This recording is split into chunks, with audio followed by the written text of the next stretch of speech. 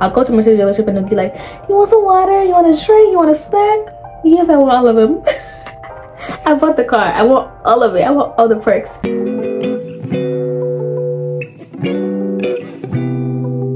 Hi guys, and welcome to another video. Today, it's about my car. It's been a long time since I talked about my car. Like, it's been like how many years now?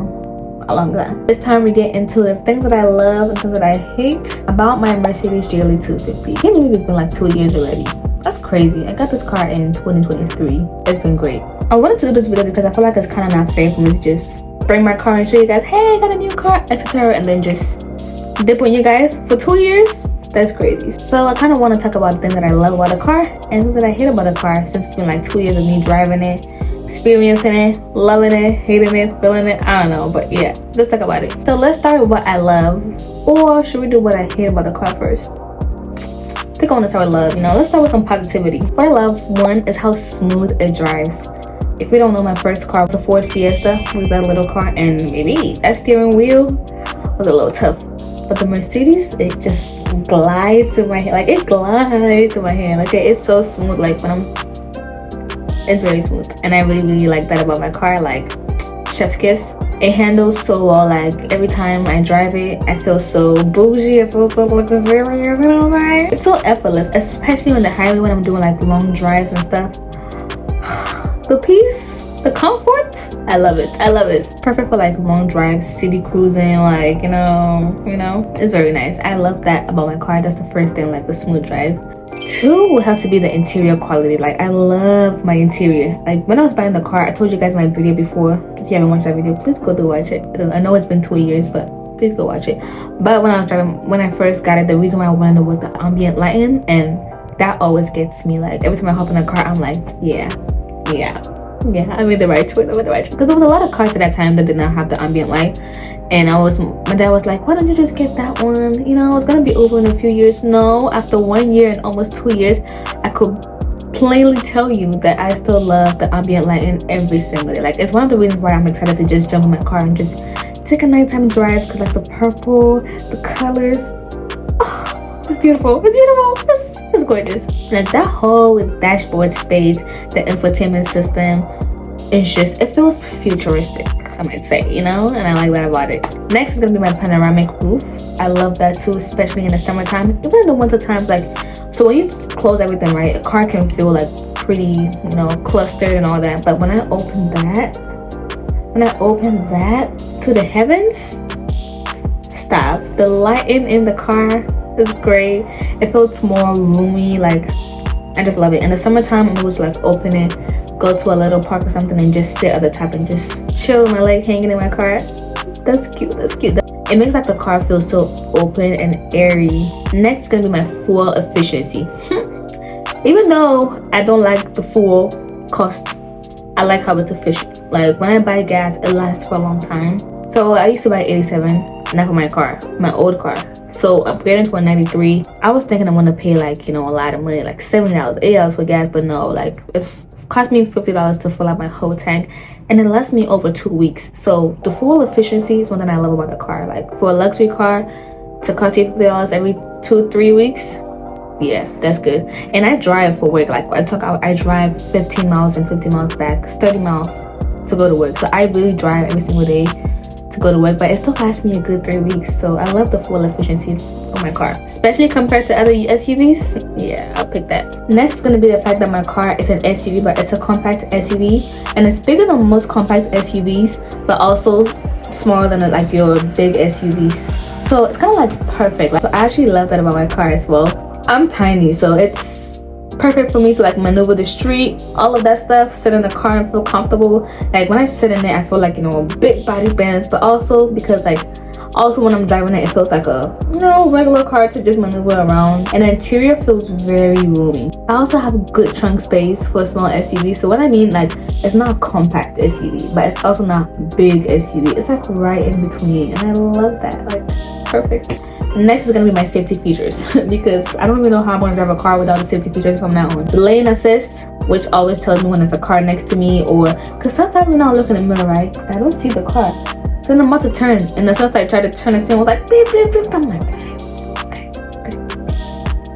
then I have to like, you know, stop the car. Then I realized, oh, there's a car right there, but I didn't see it because it was in my blind spot. Also, it has automatic braking, so if you're like gonna hit a car or something, it's gonna automatically brake. I wanted to test that while I was in school on the road, and then one time I was like going so close to the car, yeah, it's gonna brake. So I love that because it prevents a lot of accidents, you know, like it's gonna prevent accidents and save your life. So a car that saves your life, I mean, God is the one that saves your life, but it makes you feel like safe when you're driving, especially for like long trips, because I like to do long trips a lot, and it makes you feel very safe because you like have a lot of features that will help you even when you're sleepy, all of that stuff. I'm not recommending you sleep in a car, but I'm just saying the safety features make it very comfortable. Next is gonna be my sound system. The sound that comes to my car is crisp and clear, perfect for music lovers like me. Like, you know, I like to play music. Like in the morning, I like to listen to my podcast when I'm going on a drive to work, because like I said, it takes me 15 miles to get to work, so it's like 30 minutes drive. So I need me some good, clean, crisp, and clear music, and it does exactly that for me. So that's very good. Even the bass audio is so solid for everyday use. Like, you know how people drive their car and the bass is like dun dun, you know what I mean? Yeah, no, this one is like a okay, let me stop, but you know, you get the point. Like, because the music is music in the car, and I love that. That's 7 things I love about the car. Now let's go on to things that I hate about the car. It's not a hate where it's so bad I want to just switch my car, or like, you know, get a different car, even though I feel like I want to switch my car, only because I want a white interior from the beginning, but I kind of let family pressure and all that stuff convince me to get two-tone. I want my white tone. I know they're gonna say, oh, it's gonna be dirty, all that stuff, and yeah, I see how it's gonna be dirty, but maybe I still want the white tone, and I'm gonna get the white tone. Amen. Amen. Things that I hate. I think you guys can already guess number 1, the maintenance cost. Last year was the first time I did maintenance in the summertime. And when I tell you, I was crying because as soon as I came, I went to Aruba in the summer. As soon as I came from Aruba, I spent a lot of money on the trip because obviously it's a vacation. And the thing about Mercedes is the app tracks everything, tells you when your brake is due, when your oil change is due, all of that stuff. So when they hit you with that, you're like, yeah, you kind of have to go fix it at that moment, because you don't want to have your Carfax like services be whack. So came from Aruba, feeling myself, ding notification, I need to go do my oil change, and then my tire pops on the road. I was like, bro, really? Yeah. So my oil change was a cool $500. I was crying in my pockets. I'm not even gonna lie to you. I was because from my other car, oil change was like $30, $40, like max $45. It was never $500, but kind of already knew that before I got the car. So it's kind of like, you know what, kind of do this to yourself. And because my tire popped, one tire was $300 to change my tires. I was like, can I just take the tire off myself? Because I know how to do it. I know how to change tires by just, you know, looking at it. Like when I see people do it in my head, I'm like, I know how to change a tire. But no, they have specific tires, and even if you get the tire that they use, how they put it in, yeah. That whole vacation and how much I spent and all that, coming back to spend an extra $800 to get on my car maintenance, I cried.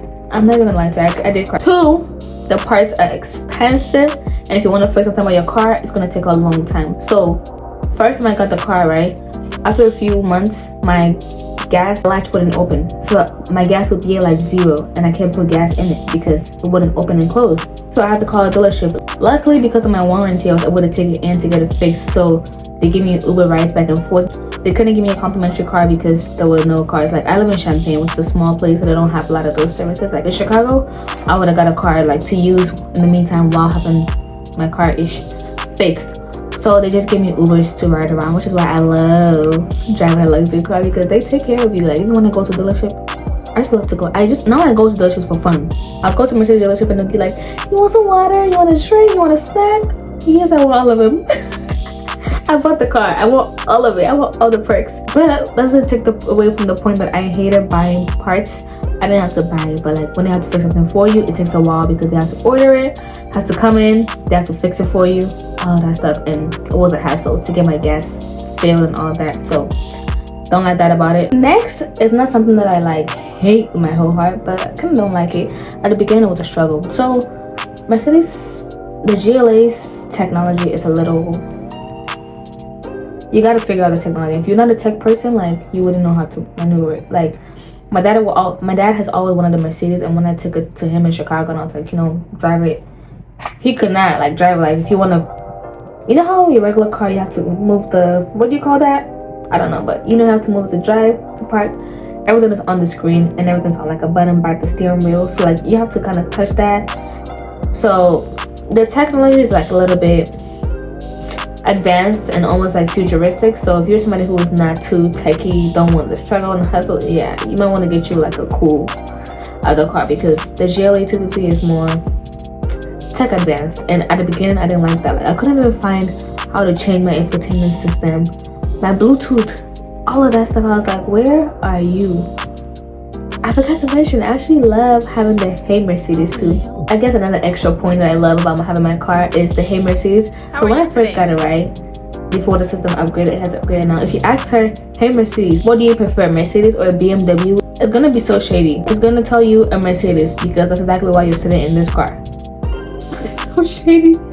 But it doesn't say that anymore. So if you want to test it on your car, it's not gonna say that anymore. When I first got it, it used to say that. But I think they did a system upgrade. I don't know if they thought Mercedes was too shady, so they changed her and they made her say, like, she'll tell you the difference between them, the tech, all of that stuff. Yeah, no, it's too boring. I want you to be shady, like shady Alexa, you know? But that's another thing that I love about it. Just wanted to drop that in there real quick. Next thing is the touchpad. So there's a touchpad in between the car, right? And I love it, but I hate it at the same time, because you have to always, like, even if you're charging your phone and the cord touches it, it's gonna, so that touchpad is used by the passenger to control things on the infotainment system. When you're driving, you can control everything on your steering wheel, using your steering wheel to control everything, but the passenger can also control it using the touchpad. So that's annoying, because like, if I'm charging my phone and my charger like swipes on it a little bit, it's so sensitive, it moves it. It's gonna stop your whole music. It's gonna do something, like it's gonna change something on the car, because it has access to the infotainment system. So that's one thing I also did not like about it. The touchpad is too sensitive. Another thing which I actually hate about this, like, hate is a strong word, but like, just for this purpose, I do, is the miles seems to go up faster on my car. Like, my old cars, like, I'll drive a long time before I even get to 100 miles. But this one, I'll drive like boom boom and it's 30 miles. I'm like, whoa. Like, the odometer seems to climb faster than your average car. And I asked the dealership about this to know, like, that's how it's supposed to be. I'm like, well, I know I drive 30 miles per day because my job, I have to drive 15 miles and back, but I don't think it's that much. Like, my first year, it was like 14,000 miles added to it. I'm like, I could not drive that much. So yeah, I'm still confused about that. Another thing I hate is the start and stop system. Like, so when you press the car to start, that's fine, but there's another button behind, right below it, that automatically turns on as soon as you turn on the car. So when you're driving on the road and you stop at a stop sign or a traffic light, the car completely stops. If you know what I'm talking about, most cars have it. I do not like it, because when you want to get, like, start to move the car again, it feels like you're starting the car all over again. I feel like my gas is like going away, but apparently that's not how it works. The gas doesn't go away, but it just still feels uncomfortable, because I have to put more pressure on the accelerator when I'm moving it again. So you can, there's an option to turn it off, so it's not mandatory, but I'm like, what's the point? Because I always turn it off, unless when I forget to turn it off, the car will just completely stop again, and then I'll have to press it. I'm like, bruh. So that part is annoying, because you can't completely turn it off. Like, it resets every time you turn on the car. Lastly, is the depreciation. Mercedes vehicles are good and like they last long, but when you want to sell them, especially like, even that's, I feel like this is for like every car. If you want to sell them after a few years, the value goes down. You can buy the car at $60,000 this year. 2 years from now, it's gonna be like $20,000. So that's another thing I did not like about it, because the depreciation really depreciates, and it kind of makes the resale value very low. That is it for all the things I love and hate. Just so you guys know, like, the warranty has saved me so many times. So if there's anything you want to take from this video, is get a warranty when you get in the car. Like, I'm telling you, you're not gonna know what's gonna need fixing in your car, what you're gonna need. Just get a warranty, okay? Because it's gonna save you a lot of headaches. Like, if something's wrong with my car, I'm driving to the dealership. I mean, of course I get a free snack and a drink and, you know, water, but that's not why. That's not why. The warranty saves you a lot of money too. Overall, I still love my car. Like, every single day I get in there, I give thanks to God because he made it possible to get my car. So I'm grateful for that. But it's just good to know like what you're getting yourself into before you buy it. So for those of you who want to buy that car in the future, just know what you're getting yourself into before you order it. Would I buy it again? Honestly, yeah, I definitely would, because like I said, I love the car. Like, the things that I hate about it is not like a hate. It's I wish it didn't have that kind of thing, but not, you know what I mean? So what I've been doing is I've been budgeting for the maintenance. So because that's the only thing that I'm like, and it's been good. It's only once a year though. Like, you don't have to do your oil changes frequently. It's only like once a year. So it's not as bad, I guess. If you have a GLA, let me know what your experience is. Do you like your car? Do you hate your car? Or do you just, you know, just feel about it? Put in the comment section below if you want to buy it and you have any questions about it. Make sure you put in the comment section below so I can answer them. I will see you guys in my next video.